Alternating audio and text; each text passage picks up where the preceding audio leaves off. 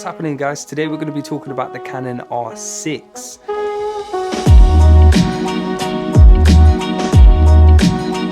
So I've jumped from the M50 onto the Canon EOS R6.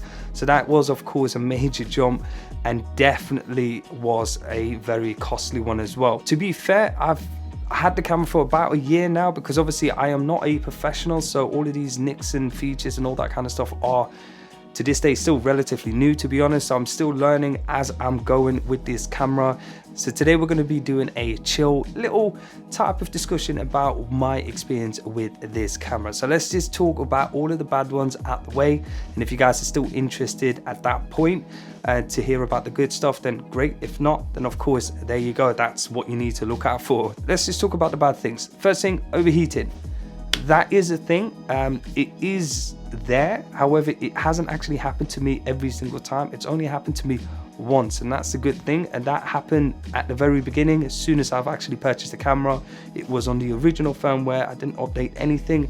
Right about the time I did purchase the camera, I think within a couple of weeks or so, the first firmware update, or one of the firmware update, was already available. However, I did do some tests immediately, and that was in 4K 25. I did do 4K 60, but the overheating did actually happen at 4K 24p, and that was at the beginning. That was just me setting it up, me just testing it out, experimenting with it, checking out obviously the mic input and all that kind of stuff. So I did let the camera record and let it just run the whole time. That was in the middle of summer, so of course any type of air conditioning was completely turned off, the window was shut, so the room temperature in my apartment is definitely warm. The sun does bounce off these buildings in my apartment, and it does actually get really warm. So I wasn't too surprised, but it did actually last me about 40 minutes before it did overheat. The countdown was definitely there every single time, so the countdown was always there.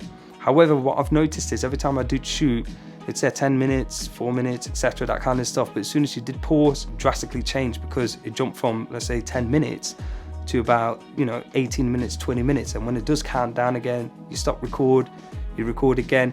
It means that the time limit isn't as accurate, if that makes sense. See, the next thing that really bothers me is more of like not really an issue, it's just me. I might be a bit lazy. However, what I've noticed is I do like to shoot in 4K 60, then jump into 1080 120. Both are still excellent in terms of image quality. I've got no complaints in regards to that.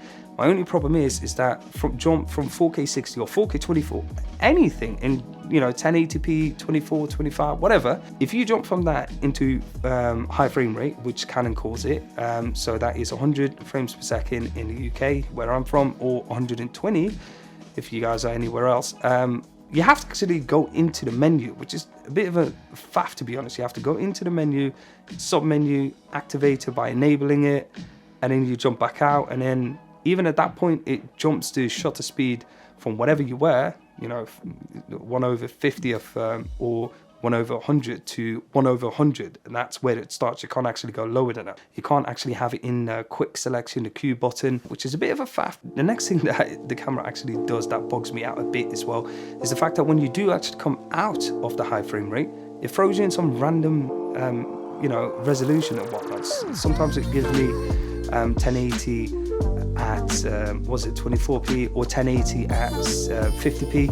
So it's a bit weird. It just jumps constantly, and it's never given me the original frame rate that I was actually in, but everything else is still exactly the same. So white balance, all that kind of stuff is the same. It's just frame rate and the resolution is different. I don't know why. The screen itself, so for example, I have my screen set to the way I want the information to be displayed. When I'm recording, I have all of the settings, everything else completely blanked out, so it's almost like just a full screen. You don't see anything other than just a record setting at the top. However, when you jump into photo, and when I'm actually using the camera from behind the camera, so I'm actually looking at the settings, etc., and then you jump into photo mode to take some quick photos, and then you jump back into video, all of a sudden it changes all of the settings, where the display itself, the settings is exactly the same as it is. That's a great thing. However, the display is completely blank, so you have to constantly press the info button just to make sure that your settings, the shutter speed, whatever, is exactly the same. However, it does actually disappear, so it doesn't actually remember the settings and the display settings from jumping from photo mode to video mode. Now, speaking of photo mode to video mode, that's another thing as well that the camera does not actually have, is just an easy, quick selection just to go jump from video to photo. You have to completely use the dial. It's not a problem, I've got used to it, but it was definitely one of those situations where you have to. Okay, and of course the big thing as well for this one, it does actually hurt every single time I do shoot video, is because I like to jump from different types of frame rates. So I like to shoot in 4K 24, or in the UK 4K 25, and then I do like to shoot in 4K 60 or 50. I do actually tend to change the frame rates, and the last one definitely is the high frame rate. Make that a setting as well, so that you can actually have that all three different types of frame rates that you do tend to bounce about from. Make that a quick selection where you can just control it that way. You don't have to faff about with the menu. Again, it's just a limitation that Canon actually put on the camera to make you purchase the more expensive, you know, the R5, the likes of the etc., all of the higher end type of mirrorless or cinema cameras. But again, it's not really a big deal, but it would be nice, especially since jumping from 4K to 4K 25 to, you know, 1080, 100 frames per second. It's just a massive faff about the fact that the custom mode dial is there, but it's just not enabled. It's just only there for photo mode. Now for the photo side of it, it does actually work perfectly fine, no issues with that. But just for video mode, just give us a firmware update, just unlock that, because then I think it would be the perfect camera, to be honest.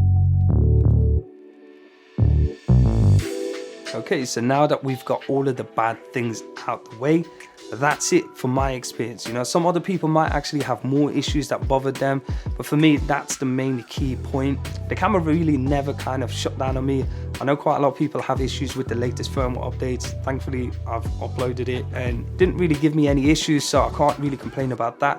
However, all of the good things that this camera has is absolutely amazing for the price point it has. Yes, let me stress to you guys, it is very expensive. $2,500 just for the body alone is super expensive. To be fair, for me, anything over £1,000 is super expensive for a dedicated camera that can't do anything else. It's one of those, you know, situations where it is what it is. You know, you have to pay to play the game, to be honest.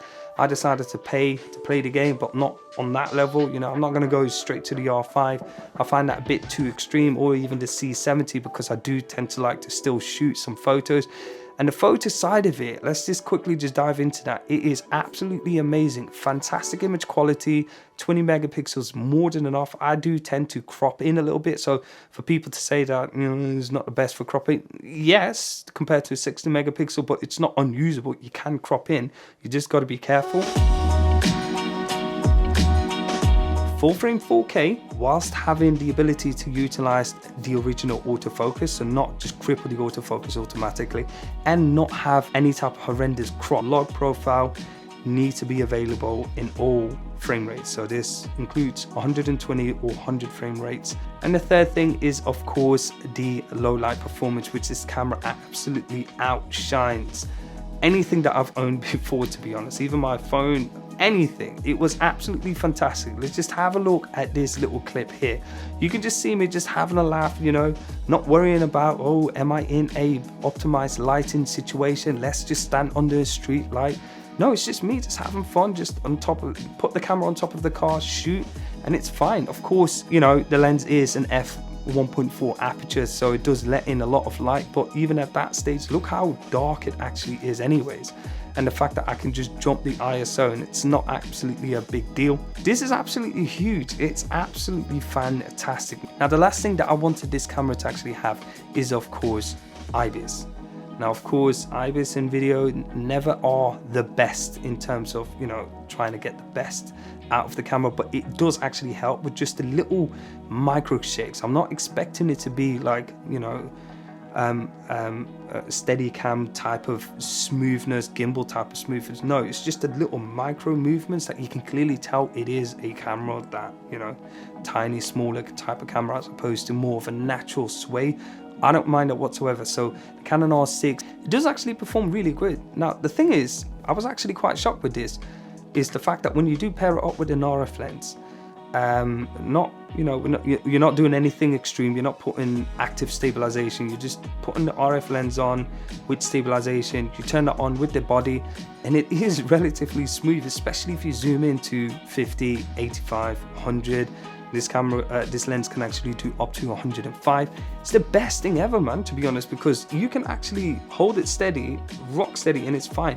There's countless of situations where I was in a tight shot, didn't have a gimbal to hand, but I wanted just a quick little pan section.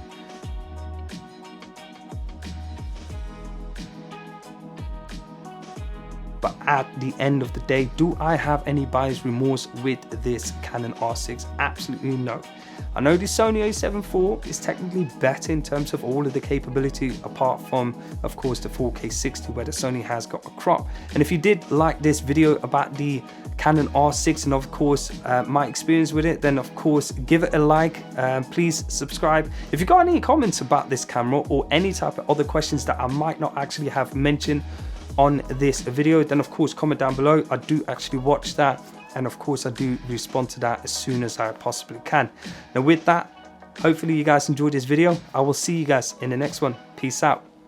Today we're just going to do a chilled little review.